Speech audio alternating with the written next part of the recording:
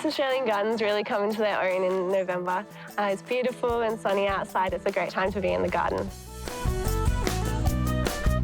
November's all about prepping for summer. It's a great time to lay turf. It's also a perfect time to get your mulch down in the garden.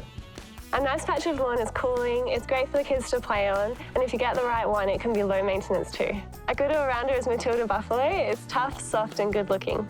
But even better, it's an Aussie-bred turf that's great in full sun and can also tolerate shade. It doesn't need a lot of water, is self-repairing and salt-tolerant, so it'll grow near the coast too. It's a good time to plant some larger growing feature plants that'll make a real impact in your garden. Cottonwood hibiscus is a good option. This Australian native has showy yellow flowers and evergreen heart-shaped leaves that look tropical.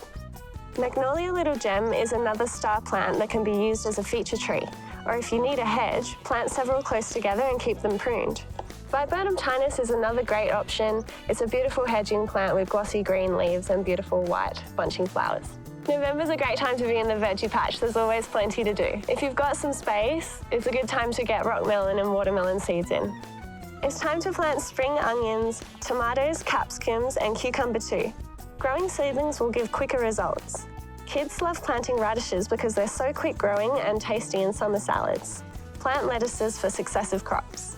If you don't know what to plant in your garden, come into store and see one of our garden experts. We'll be able to help you out. The best part about having a veggie garden is when you get to harvest. There's nothing like tasting the first stone fruit of the season. You can also expect to be harvesting zucchini, beans, potatoes and carrots at this time of year. In November is a great time for garden maintenance. Get out in the sunshine, top up all the mulch in your garden beds to prepare for summer heat. Lupin is a great option. Add some wetting agent to help the soil retain moisture.